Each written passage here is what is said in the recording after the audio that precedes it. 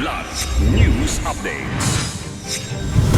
Sa ating mga balita, Senator Sonny Angara napiling bagong DepEd Secretary.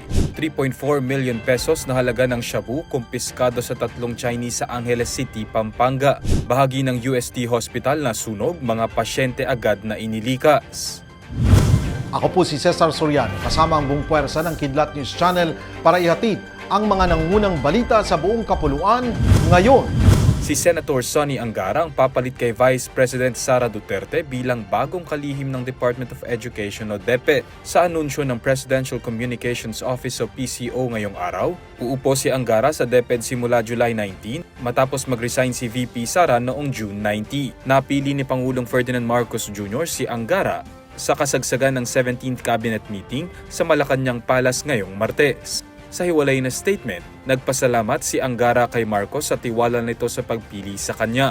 Handa umano ito na makipagtulungan sa administrasyon para pagsilbihan ng mga estudyante, suportahan ng mga guro, at palakasin ang kabuoang kalidad ng edukasyon sa bansa. Bago ang appointment, nanungkulan bilang senador si Angara mula noong 2013 hanggang sa kasalukuyan. Siya ay nagtapos ng Bachelor of Science in Economics mula sa London School of Economic and Political Science at Bachelor of Laws sa University of the Philippines, Diliman.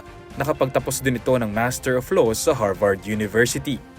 Arestado ng Philippine Drug Enforcement Agency o PDEA ang tatlong lalaking Chinese na may hawak na 3.4 million pesos na halaga ng shabu sa Barangay Balibago, Angeles City, Pampanga.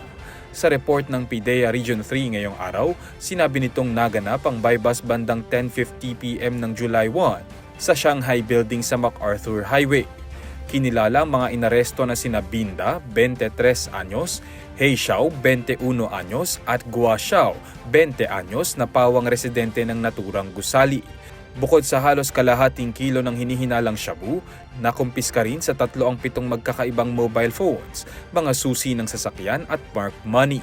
Nahaharap ang mga suspect sa kasong paglabag sa Comprehensive Dangerous Drugs Act of 2002 ayon sa ahensya.